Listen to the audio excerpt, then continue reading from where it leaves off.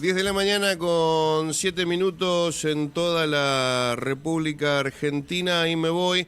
Como lo teníamos pactado ya, la entrevista del día de hoy. Lo tengo del otro lado del teléfono a Martín Ayerbe, el conductor del Movimiento de Liberación Nacional. Hoy hablando, bueno, de un tema interesante que nos involucra a todos, fundamentalmente a nosotros aquí que estamos muy cerquita del río Paraná.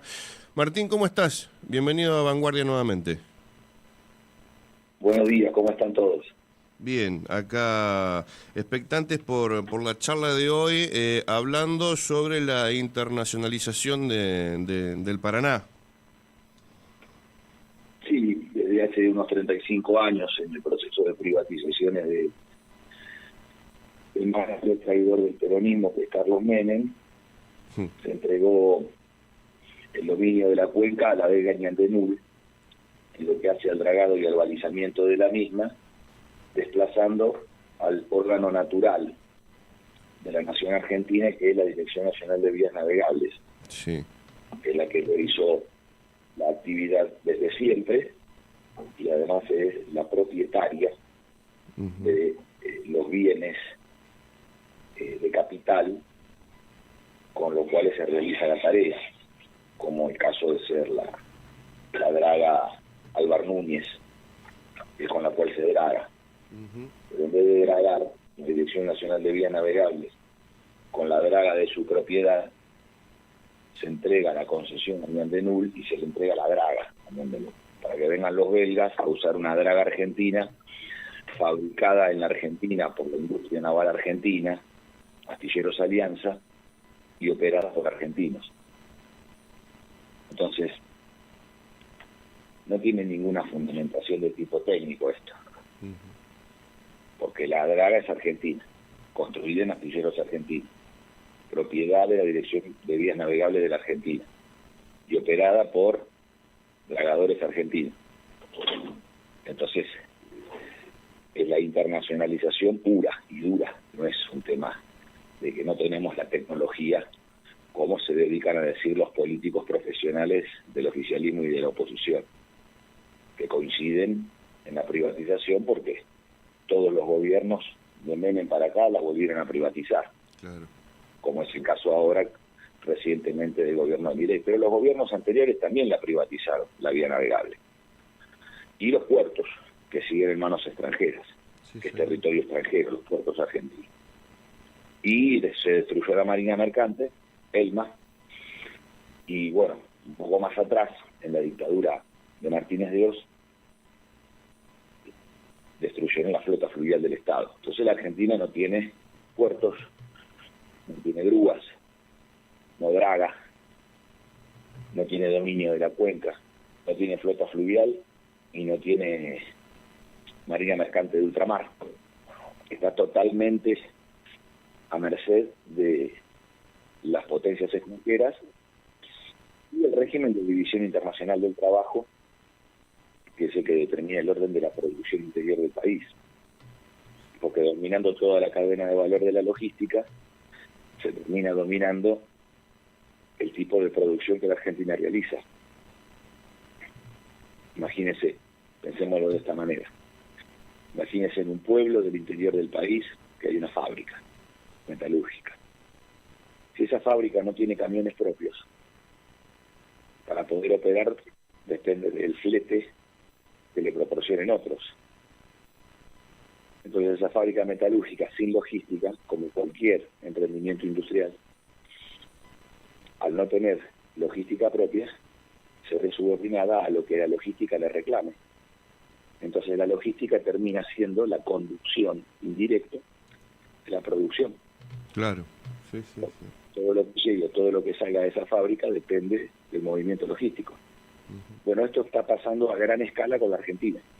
La Argentina produce poroto de soja no para las necesidades del desarrollo nacional, no. Eso es un diseño internacional.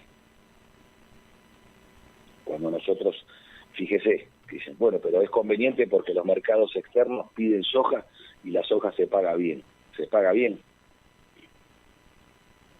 ¿Cuánto le pagan a la Argentina? 50 centavos de dólar por kilo de soja.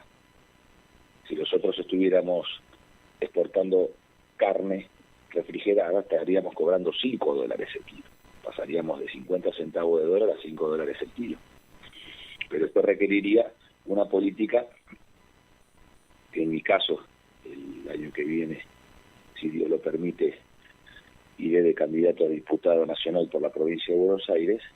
Bueno, vamos a impulsar un plan ganadero desde la provincia de Buenos Aires, pero hacia todas las provincias argentinas, hacia toda la región pampeana, de Santa Fe, de Entre Ríos, de Corrientes,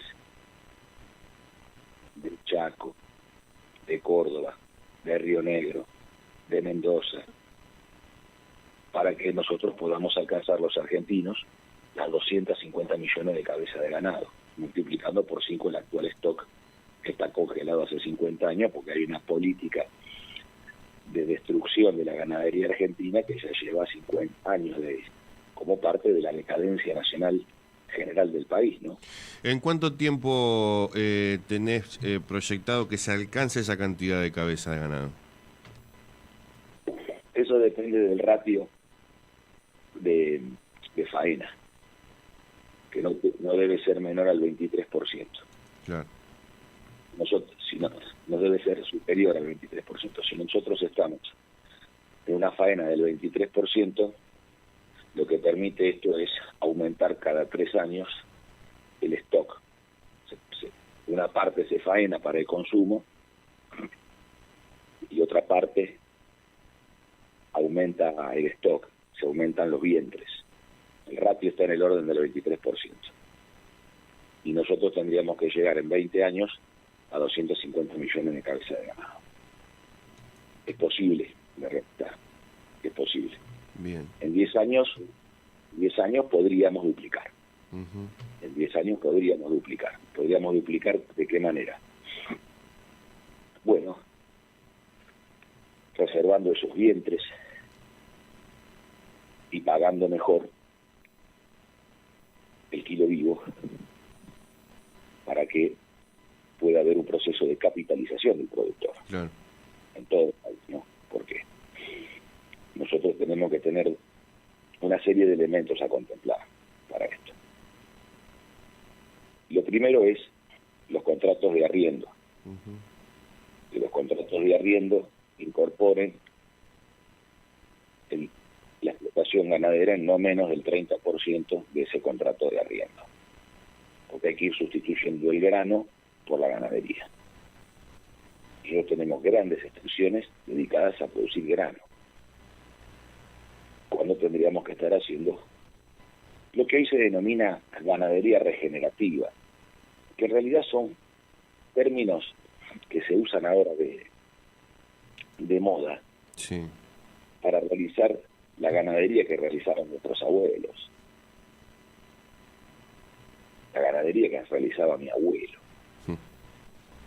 que es hacer un poco de grano, tener pastura, en el verano alimentar a los animales con pastura, cuando viene el invierno vienen los cultivos de invierno, como es el trigo, como es la cebada, como puede ser el girasol, y cuando está maduro se larga a los animales a comer. Entonces se reserva un poco de grano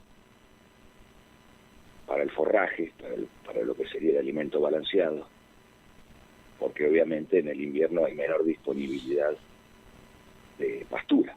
Claro.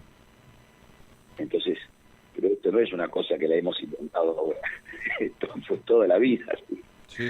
Pero ahora viste se le llama agricultura regenerativa o se le llama agroecológica, claro, como para poderla diferenciar de la pichicata química con la cual nos tienen a todos enfermos, con la cantidad de falopa que le meten a la producción que nos tiene a todos enfermos.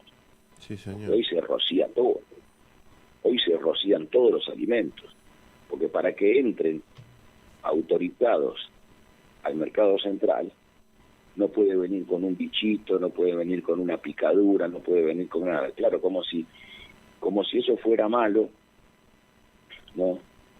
Que una mosca, de la fruta, que un bichito pique, y como si fuera mejor que eso, bañarlos en veneno a los alimentos. Es de un absurdo absoluto, pero esto no es una cuestión absurda porque sea gente que no se da cuenta. No, esto es adrede porque es un proceso de intoxicación general de la población. Entonces, ¿qué tenemos que hacer? Bueno, ir hacia un orden sanitario, de sanidad animal y agrícola, en el cual vayamos bajando, porque los 500 millones de litros de glifosato que se utilizan todos los años están destinados a un determinado cultivo, que es principalmente la soja. Sí, señor. Ahora una especie de maíz también resistente al glifosato, y ahora desarrollaron un trigo resistente al glufosinato, sí, que es mucho más venenoso, más peligroso. Entonces hay que salir de este régimen internacional, que es lo que se llama División Internacional del Trabajo. Las potencias extranjeras determinan que la Argentina va a producir esto y de esta manera. Bueno, hay que cortar con eso. Entonces esto requiere de una política de producción, no dejar de hacer. No hay que dejar de producir. Hay que producir, pero hay que producir lo que nosotros consideramos que es lo conveniente para el país. Que es conveniente para el productor, que es conveniente para el pueblo argentino, que es conveniente para el argentino. Entonces nosotros tenemos las tierras más fértiles del mundo, solo comparables con las verdes praderas de Kansas, en Texas, con las verdes praderas del Chernozem ucraniano, como el Corn Belt, el cordón maicero de Estados Unidos, en la cuenca Mississippi.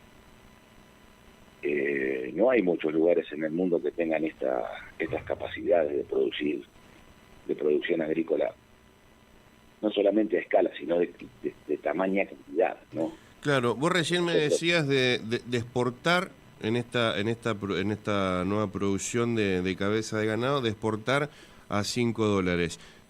¿Cómo hacer para que no se envicie el productor y no traslade para que no tener precios internacionales el consumidor acá, en nuestro país?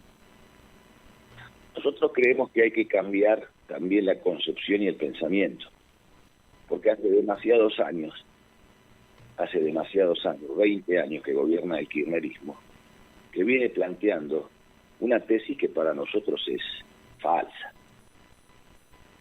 porque es una tesis de la economía liberal, que dice que hay que tener alimentos baratos. ¿De dónde sacan esta idea? De Inglaterra. Porque no leen a Perón, leen a Keynes. Y como fueron a la Universidad de Ciencias Económicas, a la Facultad de Ciencias Económicas, leyeron a Adam Smith y todas esas cosas. En vez de leer a Perón, a Miguel Miranda, al Tuco Paz, a Jaureche, a Scalabrini, en vez de prestar atención en los hombres del pensamiento nacional y de la obra nacional, porque son todos hombres que han intervenido en la revolución de 1943 y del 17 de octubre del 45 hasta el 55, están dedicados a ver todo lo que venga de afuera. Entonces, ellos están parados en la tesis de que los bienes son escasos, entonces están ahí en el tema de la distribución, porque los bienes son escasos, y que los bienes son escasos es totalmente falso, o sea, es partir de una falsedad. ¿Usted cree que en la Argentina los bienes son escasos? En la Argentina sobra todo. Pero por supuesto. No es escaso. Entonces ya está mal, de entrada está mal. No lo ven, porque no quieren verlo. Lo que falta es plata en el bolsillo del laburante, pero después sobra de todo. Ahí está la clave, la clave. Entonces, partiendo de esa base de que no son escasos y no son abundantes los bienes en la Argentina, lo otro que sucede es que a partir de ahí, ¿qué manifiestan? Manifiestan que lo mismo que dicen los ingleses, que Inglaterra para desarrollarse necesitaba una isla que produzca alimentos baratos y que esos alimentos baratos permitieran alimentar de manera barata a la clase obrera inglesa y a partir de así realizar el proceso de capitalización de los capitalistas ingleses para la revolución industrial. Keynesismo puro, sí, señor. Es otra idea inglesa. Sí, señor. Es otra idea inglesa. Entonces desde aquí piensan igual. Entonces dicen, no, acá tiene que haber alimentos baratos para la capitalización. Y nosotros es lo que estamos planteando, no. Lo que Perón nos enseñó a los argentinos en la doctrina nacional es que acá lo importante es el poder adquisitivo del salario. Y acá la clave es el poder adquisitivo del salario. Entonces nosotros no necesitamos alimentos baratos, nosotros necesitamos salarios altos que puedan adquirir esos alimentos. Porque alimentos baratos, ¿qué significa? Pagarle menos al productor la carne, Claro. menos la leche. No, bueno, pero las cadenas de valor, los costos, querido, ¿a quién le vas a pagar menos? ¿A la usina láctea? ¿A quién le vas a pagar menos? ¿Al camionero, al transportista? Se quieren pelear con todos. Se quieren pelear con todos. Su búsqueda es el conflicto, porque ellos creen que la política es conflicto. Tienen esa idea. Entonces estamos así, rebotando entre argentinos, han logrado dividir al pueblo, lo han logrado hacer, y vivimos en estas tribus, ¿no? En la Argentina de las tribus, las hordas, Sí. porque hemos hecho el camino inverso. Nosotros supimos construir una polis, supimos edificar una polis como lo hicieron los griegos. Eso fue la comunidad organizada del general Perón. Y hicimos el camino inverso. De la polis pasamos a la horda, pero la vamos a dar vuelta, vamos a refundar. Ahora, para refundar la polis hay que restaurar el peronismo en su esencia, ¿no? ¿Que la esencia qué sería? La intimidad del etos. ¿Qué es aquello íntimo, personal e incluso inmodificable que nosotros podemos tomar como propio, como decir, esto es ser argentino? Bueno, ese es nuestro etos. Entonces eso requiere de una preparación filosófica y doctrinaria, porque la preparación filosófica y doctrinaria es la única que permite concebir de esta manera para poder pensarnos por nosotros mismos con cabeza propia.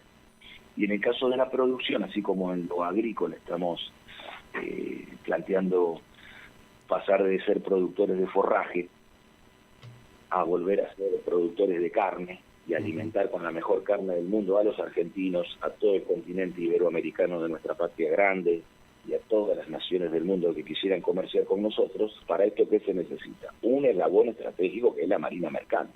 Sí, señor. Porque para sacar la carne hay que tener barcos, así como para sacar el grano. Entonces, esto indica que estamos uniendo con una idea que se ha realizado, pero ahora forma parte de una teoría política definitiva, de que la producción agrícola en tierra adentro necesita sí o sí de una herramienta de fuerza para defender en el mundo su valor agregado. Y esto es la marina mercante. No se puede ya concebir más el campo argentino sin marina mercante. Porque la producción es tan grande que realizamos que nosotros no somos un país que nos dedicamos al consumo interno. Nosotros nos dedicamos a darle de comer a todo el mundo. Ahora, de esta manera, y en esta idea, el poder pasar de una economía miserable, de producción de grano, y de baja complejidad, porque fíjese que el trabajo que da la soja es poco, pero además es un trabajo pobre. Pobre en el sentido de trascendencia del hombre. En cambio, la ganadería tiene al criancero. Usted ha visto la maravilla que es una vaca pariendo, dando a luz a un ternero. Sí. Es un evento que uno, cuando uno lo ve, se le parte el alma al ojo. Más de uno se larga a llorar. Claro, los hombres de campo acostumbrados a esto es natural, no como la patera en el hospital. Sí. Pero este nacimiento, usted ahora vio nacer un potrillo, vio lo que es. A uno se le inunda el corazón.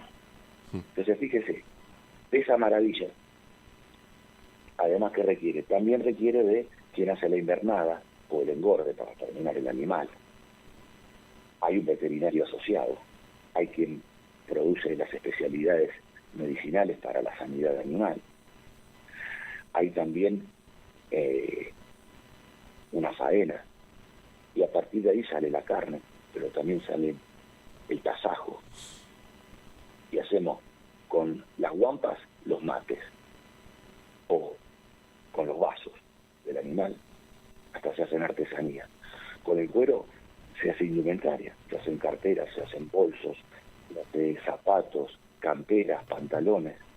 Fíjense todo lo que es la industria vinculada a la ganadería, donde nosotros tenemos desde el hombre de campo en la intemperie, en la crianza de ese animal, hasta un fino zapatero trabajando con una máquina cosiendo un zapato. La industria de la curtiembre. Todo esto dan miles y miles y miles de puestos de trabajo. Así como multiplicas por 10 el valor, también multiplicas por 10 el trabajo. Entonces, ¿qué integra? Integra una política de pleno empleo, de movilización total del trabajo, recuperando el vigor de estos oficios que los argentinos dominamos, pero que nos están quitando complejidad en la producción. Nos están desplazando de estos oficios. Bajo también otra idea de los ingleses, otra idea que han traído de Inglaterra, que es la que dice que estamos en la era del post-trabajo, que no se trabaja más. Todo bajo un verso de la inteligencia artificial y un montón de estupideces que no tienen y la renta universal. Pero claro, como si hubiera robots zapatos, creen que somos pelotudos, se burlan de nosotros. Entonces, mire, los zapatos que no se hacen en la Argentina se están haciendo en Italia. Y a nosotros no, y nosotros estamos usando zapatos de plástico que vienen de Brasil, y los argentinos usted los ve en la calle. Sí. Están todos vestidos con poliéster chino. Sí, señor. Cuando nosotros no tenemos algodón, cuando nosotros tenemos fibras animales como las ovejas, llamas, vicuñas. Entonces aquí está todo prohibido. No uses un tapado de quiquincho, no uses un cuero animal, porque eso es violento contra la naturaleza. Entonces hay toda una ideología montada sobre esto que viene de Inglaterra. El no poder usar pieles nativas, el no poder usar y vestirnos con ropa china, para finalmente convertirnos en este nuevo manchesterismo que ya no tiene espacio de producción en Manchester, en Inglaterra. Ahora el espacio del manchesterismo se ha mudado a China. Martín, te traigo de nuevo al Paraná. ¿Qué opinan los países vecinos acerca de este proyecto de entregar el Paraná? ¿Qué opina Paraguay? ¿Qué opina Brasil? ¿Cómo ves vos esa relación con la internacionalización del Paraná? Sí, esto ocurre hace 75 años, así que lo que ellos opinen. En las relaciones diplomáticas, claro, generalmente lo que domina es la prudencia. Es más, a veces pasan cosas que, aunque no se esté de acuerdo o se las repudie, se busca cierta prudencia y no hablar demasiado de los temas para no incluirse en aquello que son asuntos de Estado ajenos a la propia nación. Porque ahí es donde radica la cuestión esta. El Paraná es de dominio argentino. Por algo, nuestros gauchos derramaron su sangre contra la libre navegación de los ríos en la Vuelta de Obligado en 1845 y los vencimos el 4 de junio del 46. Sí, señor. A la flota francesa.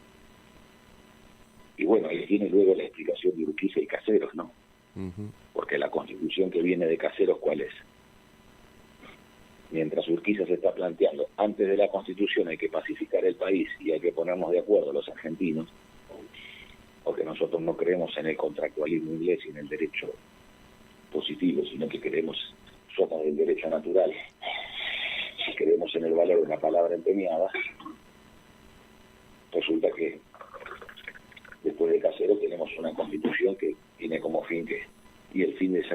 navegación es garantizar la libre navegación de los ríos interiores a todas las banderas del mundo. Esta es la lucha de los argentinos. Esta es la lucha de los argentinos. Por patria o colonia, por liberación o dependencia. Es la de toda la vida. Es el signo de el existenciario argentino. Porque las cosas no se resuelven para siempre. Hay que sostener la posición. Entonces, esa forma existencial del argentino tiene que preparar a las nuevas generaciones de argentinos sabiendo que siempre vamos a tener que luchar contra la internacionalización del Paraná, contra la libre navegación de los ríos interiores. Y esto requiere de una política de navegación. Entonces, ¿qué tenemos que hacer en el Paraná? Reservar el 100% de la cuenca para buques de bandera argentina. Y aquellos que pueden navegarla son nuestros hermanos, del Paraguay, de Bolivia, de Brasil, de la banda oriental, el Paraná y el Uruguay, ¿no? Y de esa manera, un protocolo de navegación que esté equilibrado de acuerdo a las cargas que cada uno opera.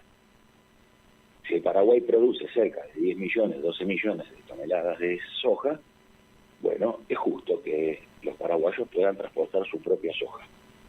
Lo que no puede ocurrir es que los paraguayos transporten 10 millones de toneladas de soja paraguaya y 50 millones de toneladas de soja argentina.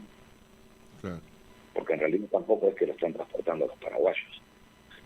Los armadores de bandera paraguaya del Paraná son argentinos que cruzan el río, se radican en Paraguay, donde pagan menos impuestos y donde las condiciones de contratación laboral son peores, porque todavía el movimiento obrero organizado argentino y la legislación laboral argentina es por mucho muy superior a la de todo el continente y del mundo. Usted tendría que ver las delegaciones de la International Transport Federation, como los trabajadores del transporte del mundo, aunque la Argentina esté mal, porque ven la condición, dicen, ustedes están mal, pero con botín de seguridad, con ropa de trabajo, claro, con anteojos, con mes, con casco. Mire esto, mire los tailandeses, mire los africanos, mire los asiáticos, los indios. Miren los indios. Entonces, esto es bueno señalar, ¿no? Porque no está todo perdido, ni estamos vencidos, sino que necesitamos de una conducción patriótica, de un tipo de conducción política, que con el signo del coraje pueda llevar adelante un proyecto ordenado para el país, pero sin temer a la muerte. Porque no podemos seguir en una conducción de gente que tiene miedo y el miedo lo conduce. Pues si el miedo conduce al militante, entonces el protocolo de navegación debe ser un protocolo que en función de las cargas, no hay un régimen de bandera que permite estos enjuagues impositivos y de evasión no solamente fiscal, sino también laboral. Sino que además necesitamos una tecnología que es dejar de dragar. Si nosotros dejamos de dragar, la flota internacional ya no puede entrar río adentro, no puede remontar el río.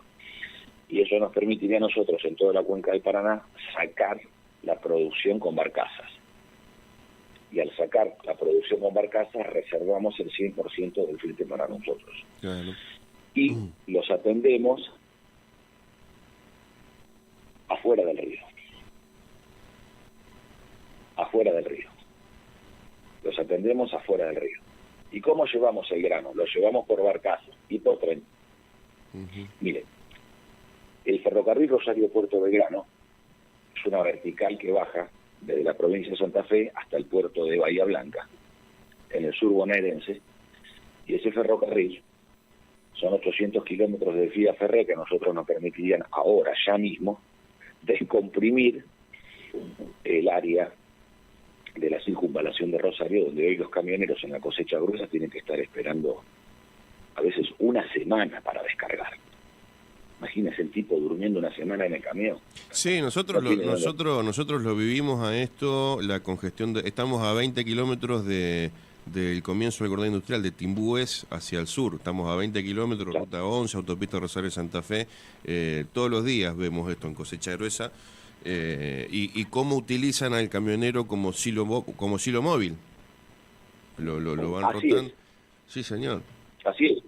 Yo cuando ando, que voy a ver a todos mis amigos de la provincia de Santa Fe, esta situación no da para más y no hay ni amplificación de la obra vial ni portuaria que pueda aguantar el actual volumen de producción de 160 millones de toneladas de alimentos, y para el 2035 van a ser 200 millones de toneladas.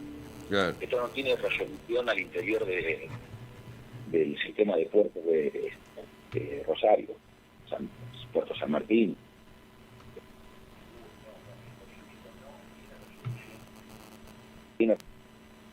Sí, estamos planteando que podamos compartir, que podamos en un pacto federal realizar un intercambio en el cual algún rosarino me dijo, no, bueno, Martín, pero hay que ver si Rosario quiere ceder cargas a Buenos Aires. Claro. No es ceder cargas a Buenos Aires, porque el norte de la provincia de Buenos Aires, desde Pergamino hasta Viteras, desde Trenquelauquen hasta Lincoln, desde Chivilcoy hacia San Nicolás, toda esa producción del norte de bonaerense sale por el puerto de Rosario. Sí, señor. La soja de pergamino sale por Rosario. Entonces, no es ceder carga, sino estabilizar a través de un pacto federal. Fíjate si me pueden usar el retorno que tengo yo, porque me sale con distorsión hacia mí, la vuelta. Ahí estamos, sí. Ahí se acomodó. Ahí está, joya, está 10 puntos, gracias. Entonces, el asunto radica en lo siguiente. Yo voy a proponer esto desde la Cámara de Diputados. Si el pueblo argentino está de acuerdo y así lo manifiesta en su voluntad en la elección, si Dios me permite entrar a la Cámara de Diputados, voy a plantear esto. Un pacto federal entre Buenos Aires y Santa Fe. Ese pacto federal tiene que tener una serie de acuerdos logísticos para poder generar un orden que fortalezca a la provincia de Santa Fe y que fortalezca a la provincia de Buenos Aires en una unión que es la que domina el 99% de las operaciones de comercio exterior del país. Entonces tiene que haber una unión fuerte como la hubo entre Estanislao López y Juan Manuel de Rosas. Sí, señor. Tiene que haber un acuerdo fuerte entre nosotros. Porque si Santa Fe y Buenos Aires se unen, esto fortalece a la Argentina. Entonces, ¿qué nos permite? En el fortalecimiento mutuo, mirar hacia adentro y ayudar a nuestras queridas provincias que no tienen la infraestructura que nosotros tenemos. Entonces, esto requiere de la conciencia de santafesinos y bonaerenses de unirnos en aumentar la producción ganadera, aumentar la producción de leche, recuperar los tambos que se han extranjerizados, como Hilo Light y Milkout, que están en manos de los franceses, y que su objetivo es hacer leche en polvo para llevársela en barco a Francia, no para alimentar a los argentinos. Entonces, ya no es un tema de los alimentos baratos en la tesis del kirchnerismo. Esto es la extranjerización total. Ya no es la disputa de los precios en función del abastecimiento interno y el precio internacional. No, se llevan la leche en polvo y punto. Corta la bocha. Ya no es la discusión del precio del yogur. En este sentido, me parece importante que podamos estas iniciativas pensarlas en términos